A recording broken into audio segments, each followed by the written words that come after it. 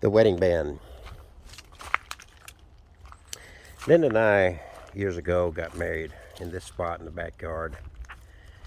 It's got a lot of work going on back here, so it clearly was a lot better looking yard back then. It was a little botanical garden of sorts. Now I'm doing a lot of changing and destroying a deck and rebuilding it and that sort of thing.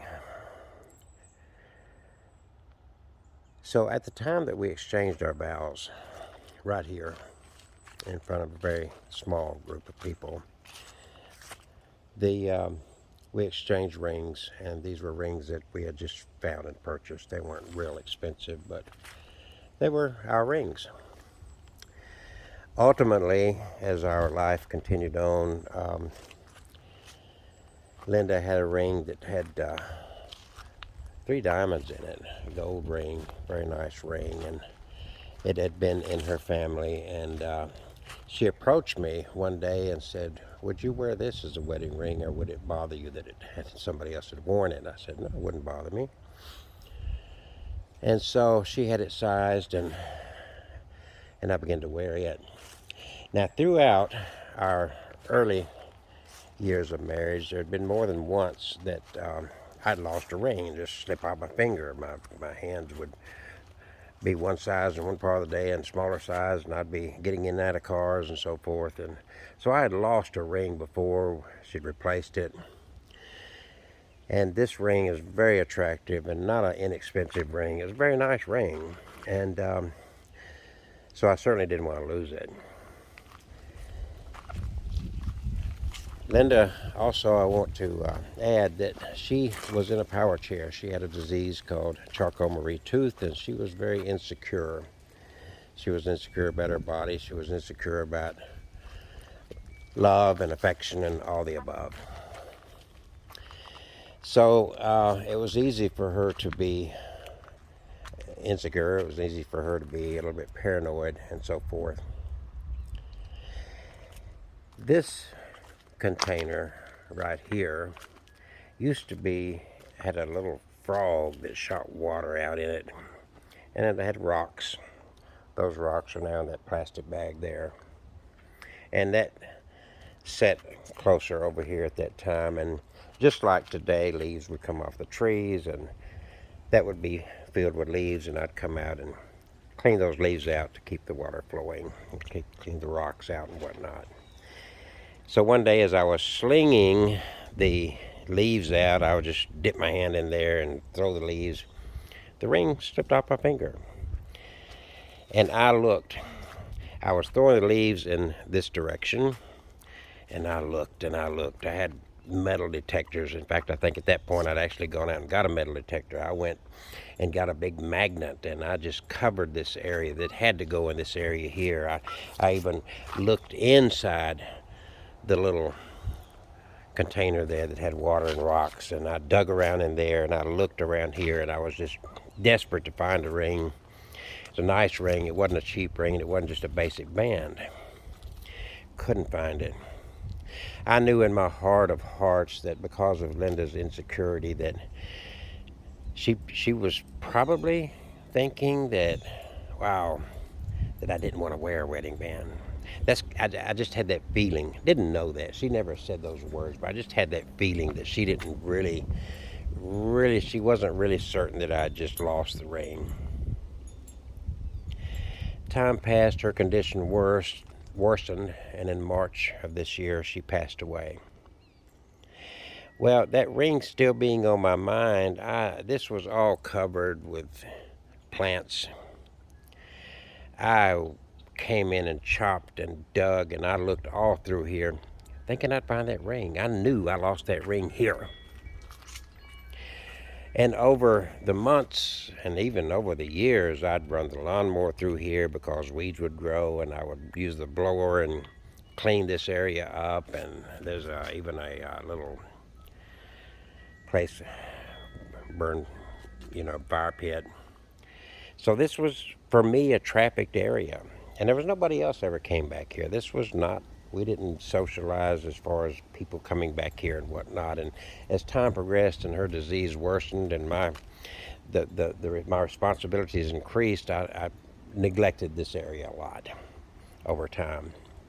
I just couldn't tend to everything, and I didn't have any help. But I would still keep this from just growing wild back here. This was not an area that I was in this area a lot. So now, this day, 8 months later, I'm tending to the needs of a couple of other people. One of them, a friend, his wife are friends of mine, been friends for years, and she's in the hospital. Then my best friend, her mother is in the hospital, got a horrible diagnosis yesterday of pancreatic cancer, and I've been at the hospital with them until the wee hours of the morning last night. And I did I was going to come out and do a video update as to what was going on. And I don't mention names when I talk about these people. They're just friends. So I walked out, as I often do to do recordings out here in the backyard.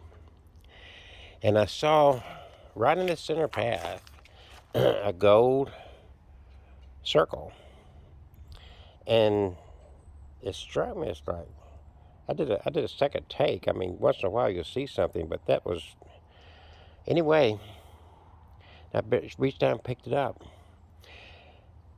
And the ring was there that I'd looked for so diligently, so hard. I found it right here, just right on the surface. It wasn't like it was buried. Well, maybe it was right here, right in the center, where I've cleaned and used the lawnmower and blown leaves and all the above. There it was, right there. Now, to add to that, last night, after I'd come home 2 or 3 o'clock in the morning from the hospital and tried to get a little rest, my friend messaged me early this morning, "How are you?" And I was just waking up. I said, "I've just had nightmares." Linda, she said, "What about?" And I said, "Linda's just visiting me all night long." And when somebody's deceased and you go through something like that, it's not always a comfortable feeling. And it became kind of a restless night. And so that happened. And then after all these years, right here on the surface, not buried, not along the edge, right in the center, as I'm just taking a stroll, which I've done. I've been out here the last several times, not daily, but constantly. And there it was. And I got to tell you, that brought about a peaceful feeling to me. It's hard to describe. Just all of a sudden, I feel very relaxed and very peaceful today, even in the midst of some trauma going on in my relationships. So the question is, did Linda bring this ring back to me? Now, there's something else that's happened in the last little while, and I still have this. But right in this area right here, shortly after we got married, Linda had bought a hammock and had it setting here. There was more. This tree subsequently died and whatnot. And she has a sign that she had put here. And let me show you that sign. And it stood there for years. It stood there. The sign's laying over here. I've got to put it on a new post. She had bought this sign and she had it over there. And I've got to put it on a new post because it got bent. Kelsey's Corner, keep out. And it was over there after her death. Never before had anything ever happened to this sign. I came out one day and it's laying flat on the ground over here. So I picked it up, I straightened it out, and I put it back up. It never would again stay there. It never would. I would straighten it up, I'd re-secure it, and within a short period of time, days, whatever, it'd be laying back on the ground right there. So finally I gave up and I said, I'm going to reattach this somewhere else, and just laid it aside. And this was the first thing, and then the dreams, the visitations, and now after all this time, the wedding band, the ring. So Linda, thank you. And I take that as a very strong communication that indeed there is something beyond this life, and that you can be provided comfort in so many different ways. And I cannot begin to tell you how much I appreciate the comfort that this day has brought to me. Unbelievable.